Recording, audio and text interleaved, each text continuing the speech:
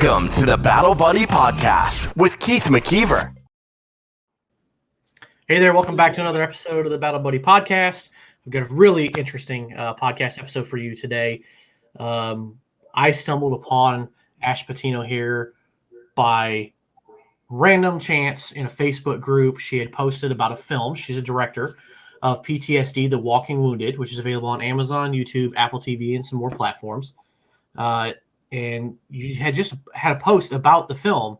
And I was like, oh, wow, cool. I've never heard of this. So I immediately go start looking for it. I found it on Amazon. And I was like, cool, I'm going to pay the $3.99, whatever it was, to watch it. And I sat right here in my office and I watched it. And I was like, wow, there were so many. And I know we talked about this before. There's so many different parallels. It just kind of spoke to me. One of the guys is also deployed to a prison camp. Just the stories as it kind of just evolved, I was like, wow, I've experienced this a lot, or to a certain degree. It was really interesting. So I knew at that point I had to go back to that post and reach out to you and get you on the podcast to kind of bring some light on this film and PTSD and why you did it. But without further ado, Ash, go ahead and tell us a little bit about yourself and how you got into film work. I'm real curious to hear about that. Oh, well, thank you. Thanks for having me on your show. So excited to be here. So I'm a director, producer. I usually try to do films or series about subjects that I think need better explaining, maybe. Things maybe I didn't understand that now I understand. So I want people to see what I've seen. Or also, I also do true crime stuff where trying to uncover mysteries about a specific case that isn't maybe getting the type of attention I believe it might need. And the cops might not be doing all that they can. So that's kind of what we do, is put pressure that way too. So I kind of make things really to try to help kind of change people's hearts and minds about what's kind of in front of them, or to help them better understand a topic, well, like this film, PTSD. Absolutely. Well, I think you nailed it on this one. Because like I said, as I watched it, I was like, wow, there's so many things I felt. It's hard to explain, but just deep in me, I'm like, I get it. I've experienced that, or I get it at least. Mm-hmm. And so it was really, really interesting. And then, it was just, I was so strong. I immediately went upstairs. I don't know if I told you this before. I immediately went upstairs to my wife and I was like, hey, flip on Amazon. I got this. This is good for a week or whatever it was, or a couple of days, whatever Amazon's. I don't rent too many movies on Amazon Prime, but I was like, hey, you got to watch this. Watch this and tell me what you think, because there were so many close connections in it that I was like, if I felt like hearing it from another person, some of the things that I experienced or things that I felt would help my wife. So I think that there's a lot of value in that for her to have a better understanding of me, or just veterans in general, PTSD and stuff. So it was really interesting, and I think it can help a lot of different audiences because of that. It helps the veterans, it helps the spouse, it helps just the general public understand. Well, yeah, and it's amazing to hear you say that, because I'm not a vet and I'm not experiencing PTSD. So, you hear that term thrown around nowadays. Oh, I have PTSD, or people even joke, oh, I have PTSD from this crazy night last night. We say that now. And really, it actually, though, is something very serious. And when I started to really kind of see what PTSD was and what that meant, and the fact that there were men and women coming back after serving our country and felt that maybe no one cared about them once they got back, or their lives had changed significantly. It really kind of, broke my heart, because you could see some of the pain that they were going through. So with the film, we really tried to normalize it from a standpoint that this is something that a lot of vets deal with. I think the number's around 20%. And I feel like if we kind of normalize it and talk about it more openly, it might be something that people maybe give someone a little more leniency, because they understand that they're dealing with PTSD. or maybe you yourself feel validation through watching it because you're experiencing some of the same things. So the thoughts of, oh my God, I'm crazy, or why can't I manage my emotions properly? You can kind of give yourself a little break and understand that, well, that's not your fault. And there are some things that can be done to maybe mitigate it. And there's hope because there are people, survivors, who are living happy and healthy lives. And to see that, I think, is really important for somebody who's in the thick of it, because sometimes you feel like you're in a black hole and can't get out. But if you can see other people who have gone through what you have, now living successfully, I think it really gives you hope that that could be you someday, or gives you steps to take to head in that direction. Yeah, you had some people on there that really personified that, like who overcame the guy who had been at the prison camp, that I felt a connection with, because I don't even know if we're at the same place, but as his story was unfolding, he had talked about drug and alcohol abuse and addiction problems, and it's like, wow, there's a lot of people that have that, but here he is talking in the film and saying, like, hey, this is behind me, I'm recovering, but it's like a daily struggle, it's a daily battle, which it is for every person who's overcome an addiction, but it's not, none of that is really, it's weird because it defines you, but it doesn't define you. Like, his mindset is in the right direction to heal, and I think that's where people need to realize that PTSD is just your brain's reaction to a stressful, traumatic experience. And you're going to have good days, you're going to have bad days. Yeah. And you just have to have the right mentality of, like, it's part of me, but I'm not going to let it define me. Yeah. You can't get over it, but you can develop the tools to deal with it better, or recognize it, and stop something from becoming a big issue.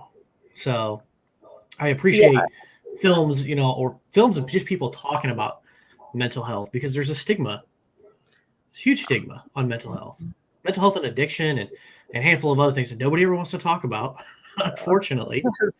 But I think everybody in this world has somebody that they know really close, very close family member that has dealt with one of those kind of things. Mm-hmm. But nobody wants to talk about it. Oh, absolutely. Well, and I think that's such a good point too, is because, a lot of the men and women who are dealing with PTSD turn to forms of addiction to help overcome the symptoms that they're having. And I think that's another thing that people have to recognize, is the people dealing with PTSD are trying to survive. They do actually want to be here and alive. That's why they're kind of fighting this battle internally. And all of a sudden they're offered a drug or alcohol that takes a lot of that pain away, or maybe even erases it. Now, granted, it does obviously cause much more dramatic, horrifying problems down the road, and then exasperates the PTSD. But I think what is so important is that if you can understand that about somebody who you love, or maybe who is a veteran, that maybe you can look at that as somewhere, okay, so we still need help here and we need intervention here, but this was how they were trying to survive. It wasn't some vindictive course that they took. It wasn't like, oh, I'm going to become addicted to opioids because this is going to be the next fun chapter. It's literally, I think, happening for survival. And I think if we can see that clearly, we can help get people to the right places, or established in the right communities, rather than just being like, oh my God, what a crazy person with all these emotions. Oh, now they have an addiction problem, and now they're just the squeaky wheel and can't do anything right. And so it just compounds and compounds and compounds. So I think, if we can recognize that, either if we're dealing with it in ourselves or in a family member, I think it gives us some room to try to get the right kind of help, rather than just pointing a finger at the person who's really struggling at that moment.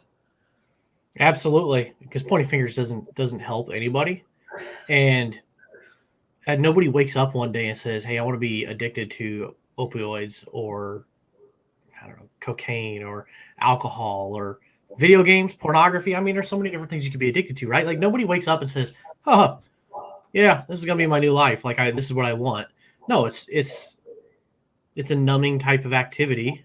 And I'm no mental health person, but it's just like a numbing activity, right? A temporary relief from whatever's going on in your head, the thoughts, the feelings, whatever, and it's not the healthy way of doing with things.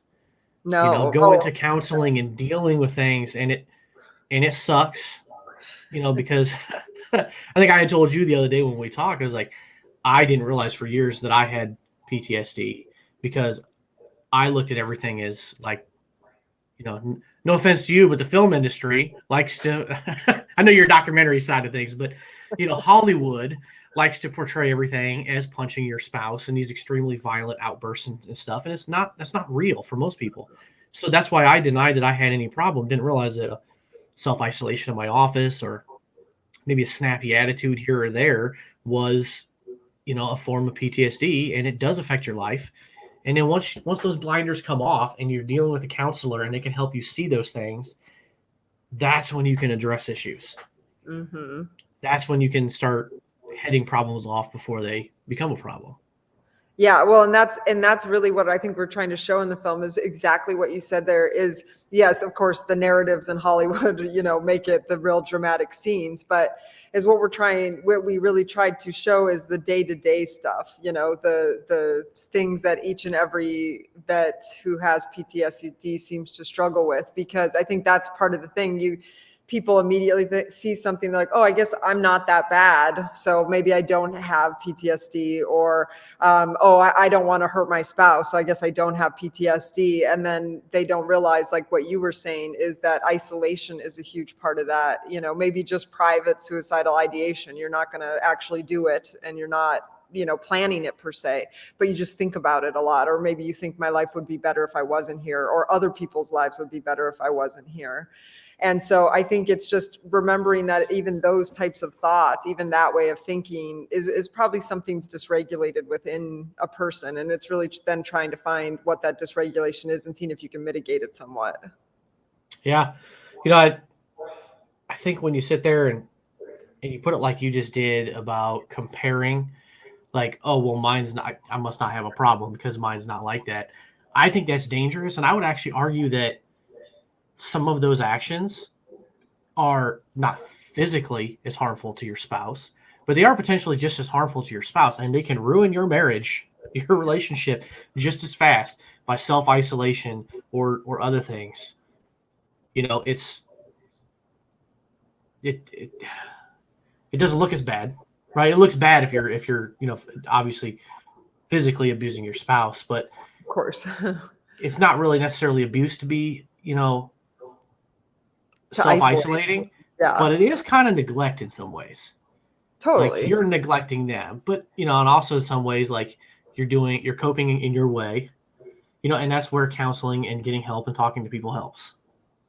Well, yeah. Finding that middle ground where you're taking care of yourself and you're taking care of your relationships. And then once those start getting better, I think you start seeing your life improve. Absolutely. Yeah, and I think we see staggering number of vets come back and their family establishment is not what it was. So potentially their spouse is gone, someone's moved, kids have been moved.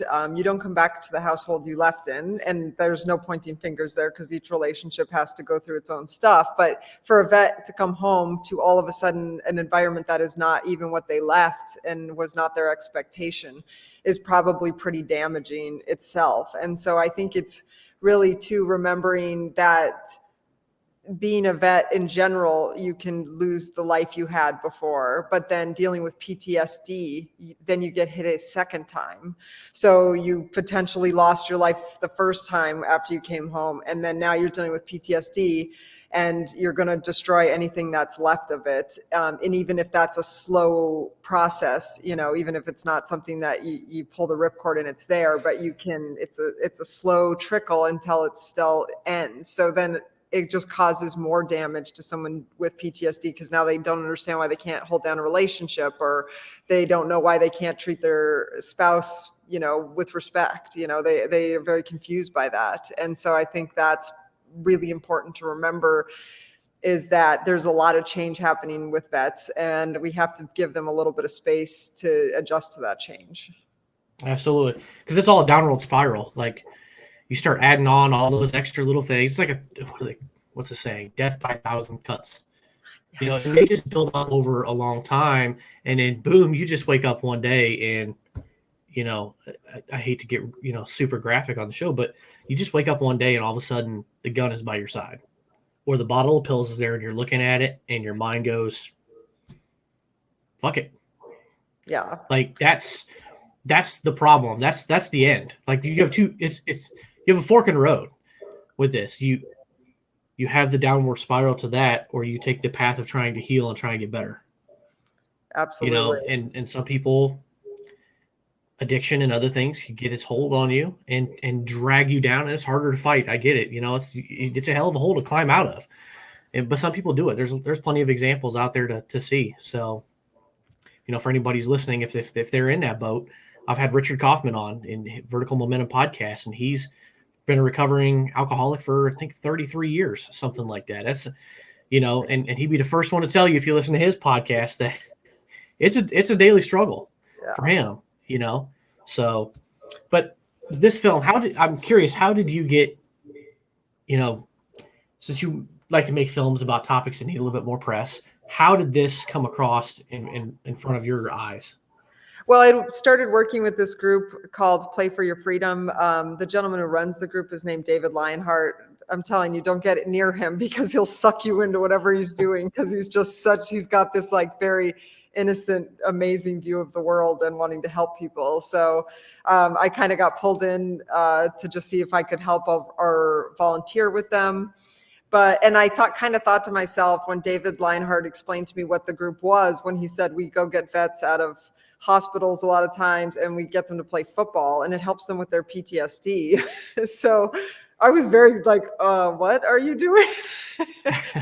I know how serious PTSD is. So even I had just a little understanding of it, I still believed it was very serious, and I could see that people were struggling. So I was like, how in God's name does playing football help this at all?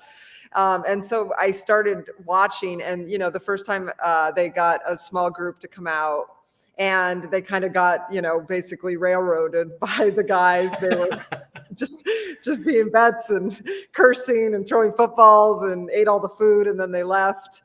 And then they had another one coming up, and I was like, oh, what the hell's going to happen at this one? But they brought other vets with them. And they all took roles in helping vets that couldn't even play football, who were in wheelchairs or for other reasons, found roles that they could participate in, whether it was, getting the football helmet signed or helping, set up tables and tents and stuff. And then pretty soon they got ex-football players to come out, like Gary Brown from the Green Bay Packers. And pretty soon these guys are helping also. And it just kept growing and growing. And I could see the vets starting to help the other vets. And so not only were they getting to do a physical activity instead of being faced with like a bar or drugs on any way, but kind of a healthy adrenaline pumping activity. They were able to then help the other guys. And it was just insane, this community it created. And a lot of them were really struggling during that time. And it's not that not that there haven't been any losses here, because there always is when you're dealing with subjects like this. But I think there has been so many lives saved, and just watching it. And it seems kind of crazy when you think about it, but it was really, it's not the football playing, it's the community that David Lionheart created. And they all call each other and email and keep in touch with one another. So it just created this really nice community where people could reach out, they check in at all the games, and started communicating with one another again to make them part of a team again. Because when you get out of the military, you come home and you're just kind of ripped away from that life you knew before, and all those friends you had and all that camaraderie.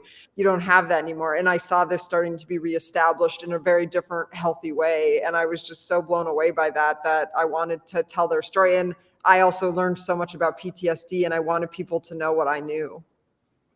Yeah, it's awesome that you had him in there, because I think you're right about David. And I've never talked to him, but,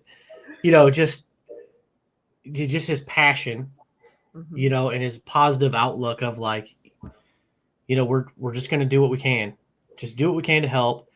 And I think you hit on two different things in there that are keys to me, what I've noticed over the years, and that is personal relationships and community. Because you're right, like when you get out, it's different for everybody, but I think it's maybe to civilians, it's almost like you leave Earth and you go to Mars. And let's just pretend there's a little settlement of people on Mars already. But you're on this new world. You don't really know what you're doing, especially if you've been in for, 20 years. I don't know how those guys did it. I was in for a little over 5, but to even after 5 years, like your whole way of life is just different. I left home at 21 and got out I was a little short of 27, I think, when I got out, but it's just a different world. Like you left as a kid, you come back as an adult, and all of a sudden you're supposed to try to figure these things out, and things have changed, and responsibilities you have now that you didn't have at 18 or 19, 20 with living with your parents, like health insurance and, other things. Maybe you didn't even have a car when you're in. Now you got vehicle expenses and car insurance, health insurance, life insurance. You got all these things you got to try to figure out on your own. And some people have nobody to help them with that. Well, yeah, and that you bring up such a solid point. I think that is one of the issues we see here is a lot of these guys and girls leave while they're just getting out of high school. So they've never lived on their own. They've never probably paid a bill on their own. And so all of a sudden they are pushed into a job and they get paid twice a month and they know what those checks are going to be and they can build confidence around that. But then all of a sudden now they're 23 or 22 and they're out of the military and they're back home. And it's not, and that's not the military's responsibility. I'm not suggesting that, but the military doesn't help you find a job when you get back. It doesn't help pave the way for that. They didn't teach you while you were in the military how to go get a job, what maybe you need to do that. So all of a sudden now you're kind of like 4 or 5 years behind your peers who weren't in the military. And now you're trying to figure all of that out. And what happens if you come back and you can't find a job? So you just spent 4 or 5 years trying to help secure, America and other parts of the world. And then all of a sudden you come back and now you can't find a job and you're looking at potentially being homeless. I mean, that is, I cannot imagine. I don't think people give enough credence to what those changes are like for people. I mean, can you imagine just all of a sudden someone takes your life away from you and puts you in a different town and says, good luck. And that's kind of a lot of times what's happening. And so you can imagine a lot of people become damaged by who don't have any of those bases in place when they get home. And I think that causes someone who might already have a mental health issue or may have now picked up having PTSD. Now those problems are become completely insurmountable because it was already insurmountable to try to get a car. Now you have to try to find a job or now get on unemployment or whatever it is you have to do. And so it just keeps compounding and compounding and compounding. And that's a lot to climb out of. Yeah. And then you got the culture on top of it, just the military culture and there's a mission, you're doing something. If you don't know, your supervisor or somebody knows, right? You just train the next man up kind of thing. And then, you end up in this foreign world, basically. And you've got no community. There are organizations, veterans organizations out there, but spread out, different focuses. And I'm a proud member of the American Legion of the VFW. A lot of their mission is obviously lobbying, which is great, which is awesome, right? Got to have somebody out there, pushing Congress for change. But, other than that, it's nonprofits. But you have to be, you don't have anybody to rely on to be like, hey, you know what? I need help here, here, or here. Who do you know that's a nonprofit or et cetera, or whatever to get help? Now you just got to go to Google and try and figure it out on your own. And with no resources, nobody that you can call up and say hi. Because unfortunately, your last unit is, they've already replaced you. That replacement is training. They're alongside. They're mission focused, which we need to be, because I don't care everybody who served was that new guy anyway at one point in time.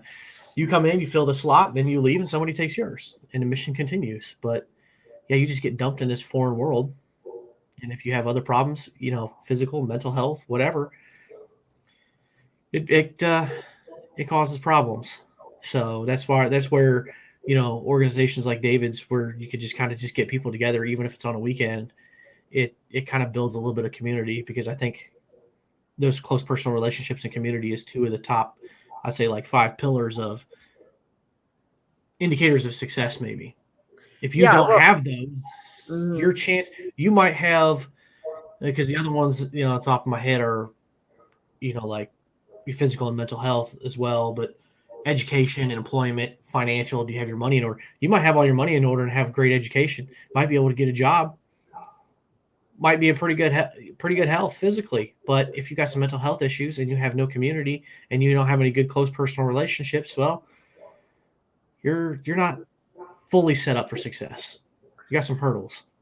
Yeah, well, and I think that's another really hard thing is you have, in my opinion, some of the strongest, bravest people in the US who go off and fight these battles or are willing to, which I think is brave in itself, just the willingness and signing up for that. And then how hard must that be for somebody who is the superhero in the family to say, I need help? Like that must not be an easy thing to do, especially when you've done all these insane things that probably most people can't or wouldn't do, and you're capable of that. So why aren't you capable of not, feeling better?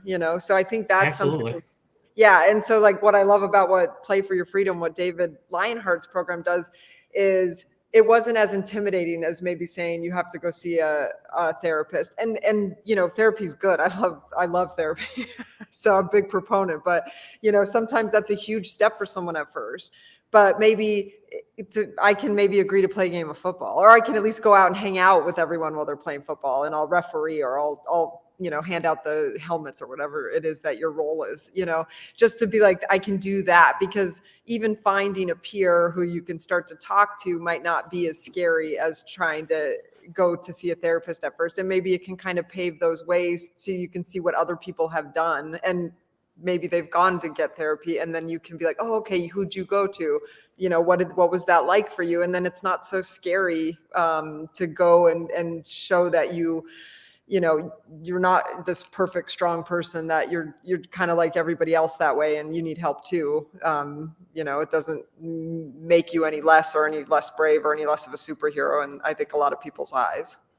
Yeah, I think people need to realize that it makes you stronger to realize that you have weaknesses, and to go get help can give you the tools that you need. But veterans, we do have this ability to just connect with one another. And that's probably where things just really do work. You bring them in and you're just sitting there and you're talking football. You're just shooting the shit. Just, oh, okay, well, you got family. Oh, okay, cool. That's cool. My kids are this old, how old are your kids? And so what do you do for a job? Okay, cool.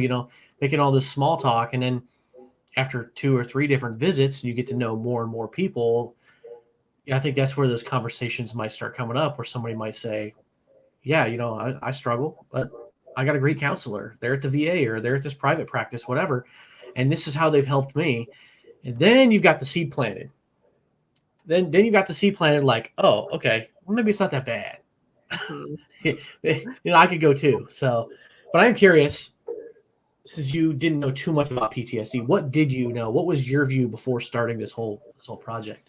I knew it was something, I guess I thought it was like something really scary that maybe dysregulated your emotions to the point that you had outbursts or even had suicidal thoughts and actually acted on it, or maybe there was violence involved there. So that look at it is kind of, I think, would make someone fearful of somebody who had PTSD. You'd immediately kind of have a little bit of a wall up because you'd be concerned. I kind of feel like that might have been my reaction to that. If someone had been like, oh, my husband has PTSD, or my wife or my daughter has PTSD, I think I might have been like, oh, what should I be worried? And that's really sad that is even a consideration.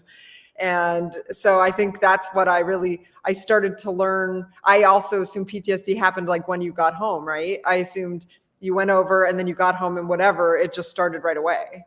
And that's very not true. For some people it is, but for a lot of vets, that is not how it happens. And so I thought that was really interesting, that sometimes it can come into play, 2 years, 5 years, 10 years down the road. And sometimes people don't even know what's happening because they're not even equating it to potentially being in the military. And so they don't even realize, they just think all of a sudden they got really depressed or can't regulate their emotions anymore, when it's actually directly correlated to their time in the military.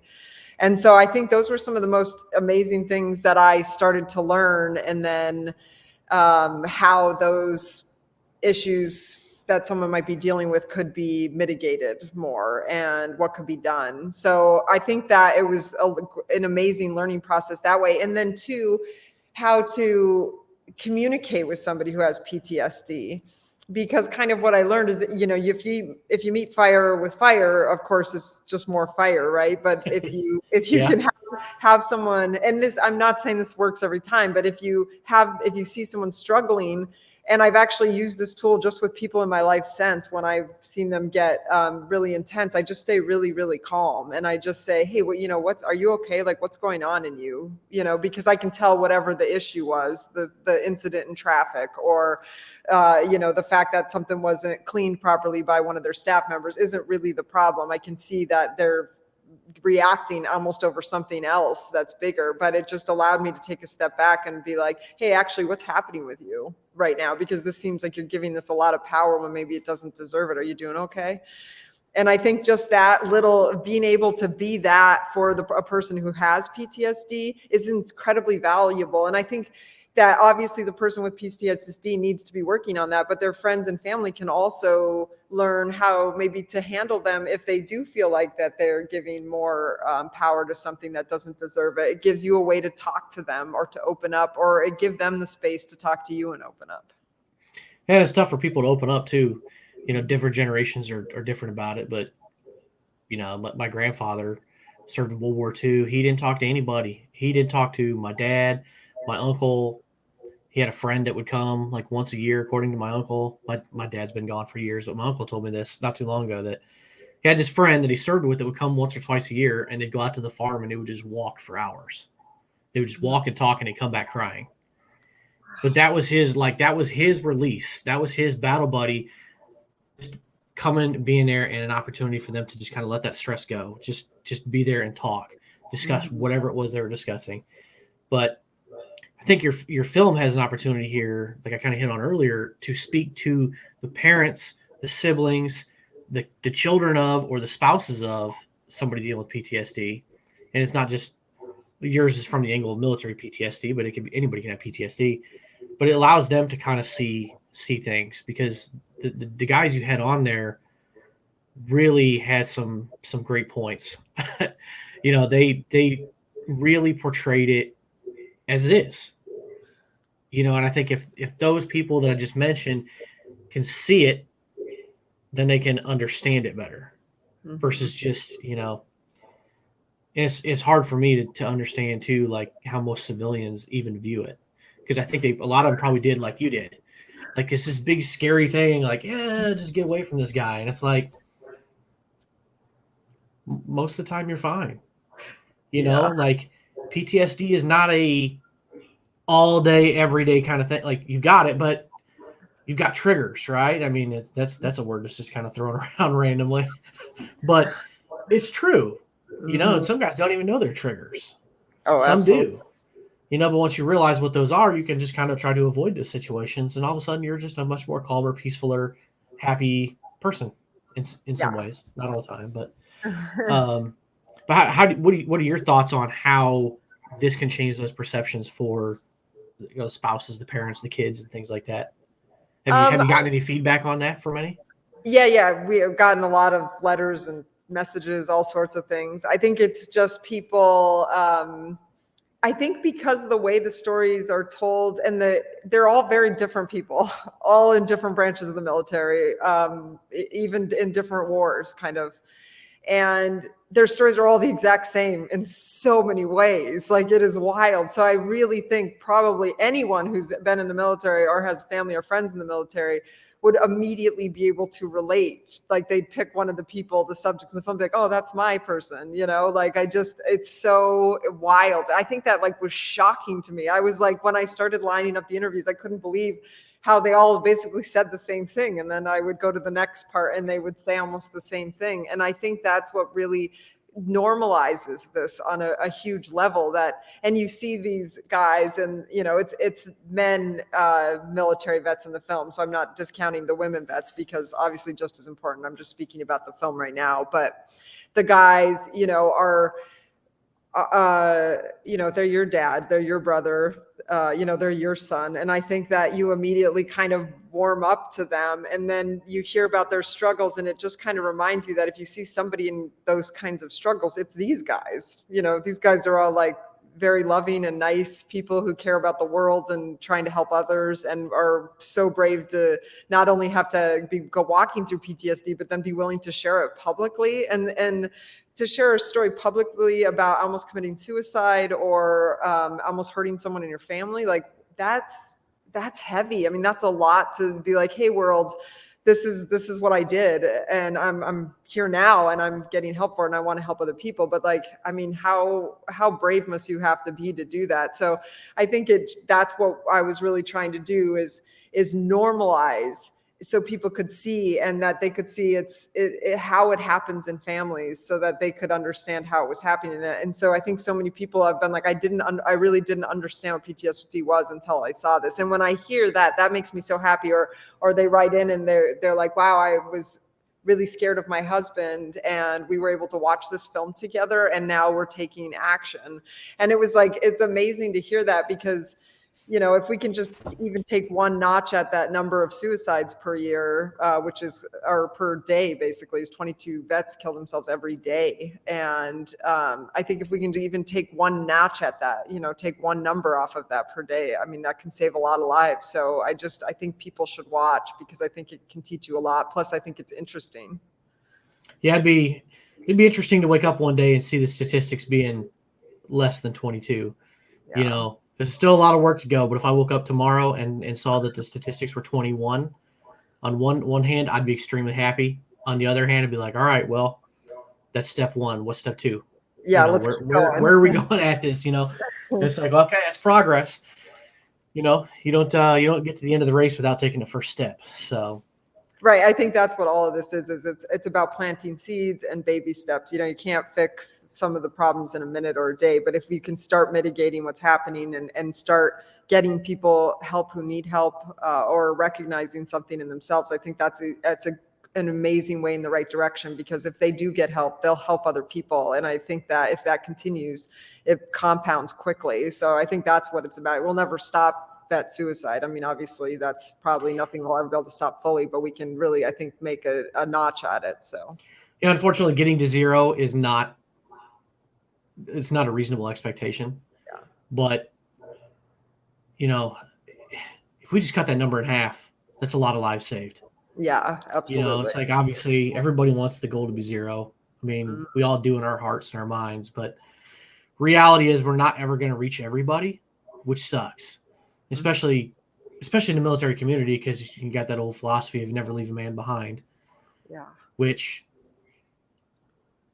unfortunately, we come back into this world and we find our own way, we find our own path, and we lose connections with those people we served with. Mm-hmm. You get out now, and then your friend gets out 6 months to a year from now, and then you just don't really connect. And I'll be honest, I've got a lot of my veteran friends on Facebook, and I don't reach out anywhere near like I should. Yeah. Like, we could all do a better job of reaching out and just connecting. But in some ways, it does give us some connection. We have these platforms now where we can connect better than what the World War II guys or Korea or Vietnam guys had when they come back. I mean, they had the Legion of the VFW to go get a couple of drinks and unwind with guys that knew and understood them. But now we've got TV shows, movies, podcasts, radio shows, and we've got all these different mediums that you can tap into and where you can get the attention. So that's a positive thing. Making an impact there. Oh, absolutely. And I think that's one thing really important for survivors is to be validated. I think one of the things that can damage a survivor the most is they finally come out and tell their story, or tell, what has impacted them or what's happened to them. And someone kind of look at them like, why are you having these problems now? Or, and so I think that's one thing that's really amazing about creating a community around veterans, is that if you say that to another veteran, I'm pretty sure they'll be like, yeah, wow, yeah, I've experienced the same thing. Or yes, I understand what you're saying. And I think that that's really important, because you need to create environments where people can have those conversations with safe people who actually understand what they went through and who can help validate that. It's because I think through validation and more people speaking up, we ensure certain things won't happen again. You know, I think secrets have hurt this country. I mean, you look at stuff with the Boy Scouts or the Catholic Church hiding pedophiles' names. You know, it only caused the pedophiles to get a further reach and to, you know, cross more boundaries and create more victims and then thus survivors. And you know, we have to speak up about the stuff that's happening, because we do lose people through it. We do create a lot more victims, some that don't survive, the ones that do, you know, survivors, which often are very broken and bent people at that point, and they don't know how to get the help that they need. So I think the two things is, like, if you have a survivor in your life, it's about validating them. And then it's also about speaking up when something isn't right, so that the rest of the world knows it's happening. Because can you imagine if, like, we didn't know what PTSD was and you were experiencing it? Like, your chances of suicide, I think, would go up a lot, because I think you'd be like, nobody knows what's happening to me and nobody else has this and I don't know what's wrong with me. And so pretty soon you just think you're crazy. So I think the more people who speak out and tell their stories, I think the better off a lot of people will be, because then you don't feel so alone and you realize, wow, I'm really not the only person dealing with this. It's just been a private matter up till now. Yeah, because it's not a comparison of like my problems are worse than yours. Like there are obviously problems and symptoms, you know, things that people do that are worse than others. But PTSD is PTSD, and you need to go get the help. You know, and even getting the help is difficult sometimes, because I've seen a couple of different counselors, and two of them have been great. One of them, I was like, you know, I got to find a different guy. Like this guy, just I don't know, personality. There was just something off. Like it just wasn't a connection. The first person I ever talked to, she gave me a lot of the tools that I still use today. Nice. And then she ended up going to another job. Then I went to this guy this is all through the VA. I won't give their names or anything like that. But so I saw him and I was like, yeah, it just wasn't a good connection. So I went and saw somebody else there, and her and I hit it off, you know, Nice. because it wasn't so much about asking me, I don't know, too many questions. It was just having conversations. Her thing was more like the first one of, well, how is that tool working for you? Like, let's find you the tools to deal with this stuff, other than me just sitting there rambling on and on about my thoughts or my day or my week or since last time I was there. Or like, it's like, okay, what problems have you had, and what tools did you use to address those? Did it work? Do I, then sometimes they go back to their bag of tricks and come up with something else. Yeah. And it's just about finding that right person. And I'll tell you what, none of the three that I've seen are veterans. But I've heard a lot of other guys say that having a mental health professional that is a veteran themselves has been a huge impact over one that's not. Absolutely. I can see So, that. the guys and ladies out there that are listening, like, go find that person. I'm telling you, even if you got to go once or twice a year, go get some help, go talk to them, whatever you struggle with, try and figure out what those triggers are and the things that you're doing. Figure them out. Once you do, you'll have a better understanding of how you can address those and not make them as bad for you, your loved ones, whatever. But I ain't gonna lie, ripping the Band-Aid off sucks. You know, it's you rip it off, you rip those blinders off, and all of a sudden you're in a self-discovery mode. Mm-hmm. Like, you have to be very reflective of who you are, what you do, and how you do it. And it sucks. It probably makes it 10 times worse. But you don't get through that pain. You don't get to the rewards until you go through the pain. So Yeah. unfortunately it's difficult, but opening up can do that too. Just being open, and Oh telling. yeah. So what kind of difficulties do you have? Any difficulties with these guys opening up and telling their stories? I was so surprised at how much they were willing to share. And, Sergio, I think one of the main subjects in the film, I feel like from an outsider perspective, even though I don't feel like he should have felt this way, because there's no reason to feel this way, but I think he felt a lot of shame and guilt over his suicide, the night he almost committed suicide. And we didn't actually talk ahead of time about if we were going to talk about that on camera. And that was a lesson for me too, to like make sure I kind of paved the way a little bit better, recognizing that what to me is just a topic on a film so that we can show people something is actually potentially the worst day of his life. And so I was kind of sitting there and we hit this point, and it's actually in the film where I'm, asking him, are you okay talking about this? And he took a minute. Obviously we would have cut it out if he had said he wasn't, but he just took a minute, and then it's almost like you're in the room with him the day he almost committed suicide. It's that well told and spoken about, and to have,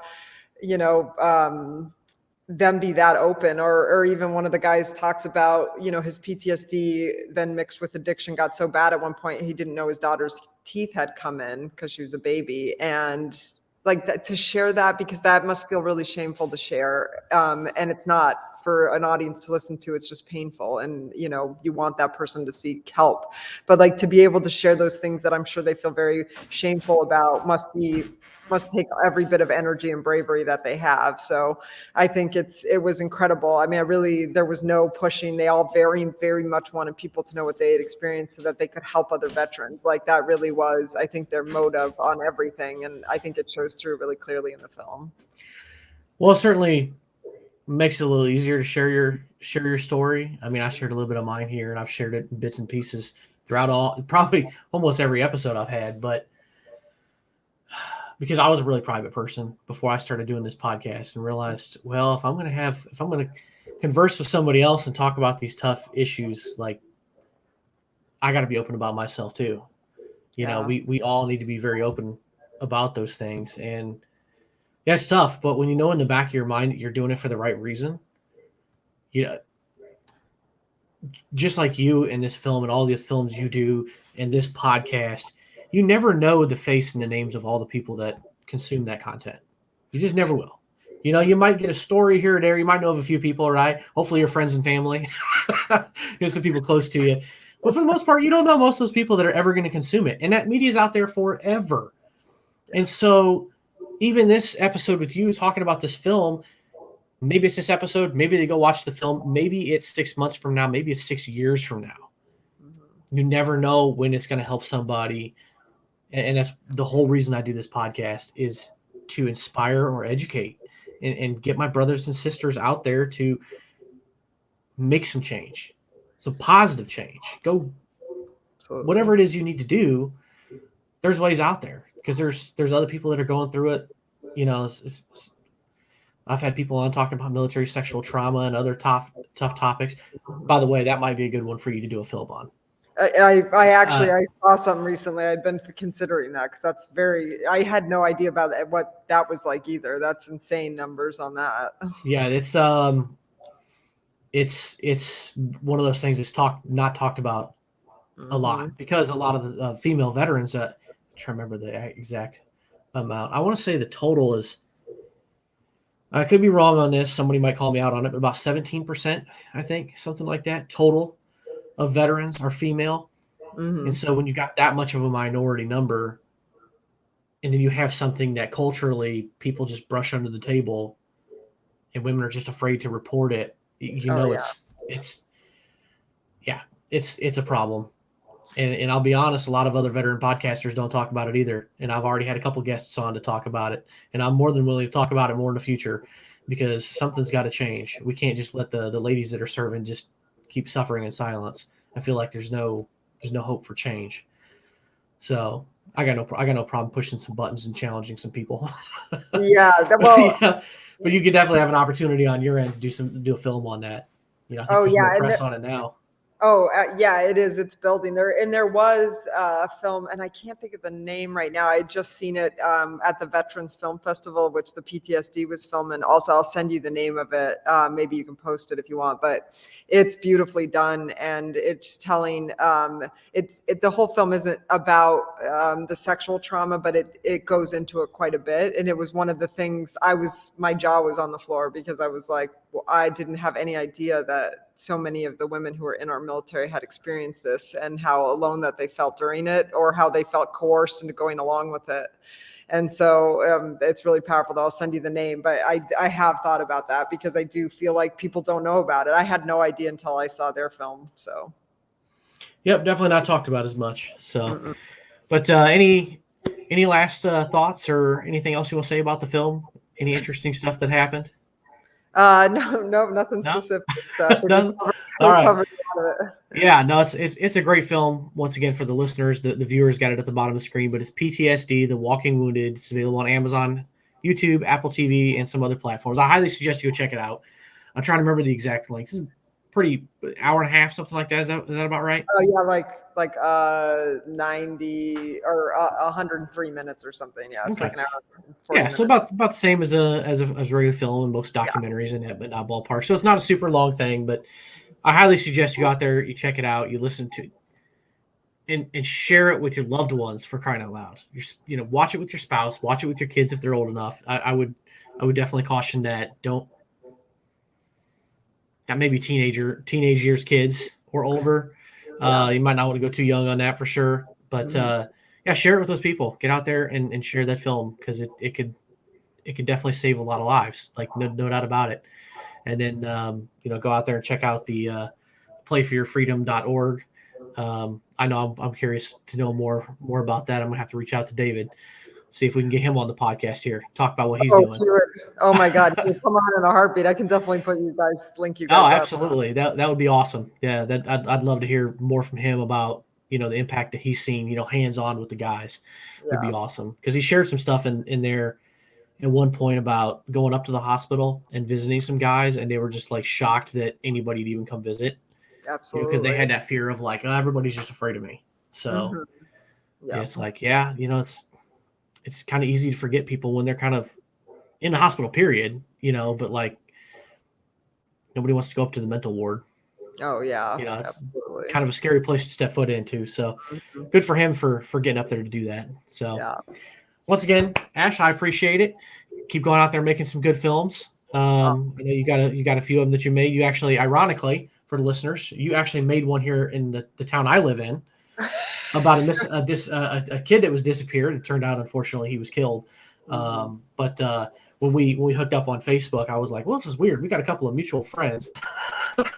I was like, I don't know. You don't even live anywhere near Central Illinois, but I'm like, I was puzzled. I'm like, I don't know where these mutual friends came from.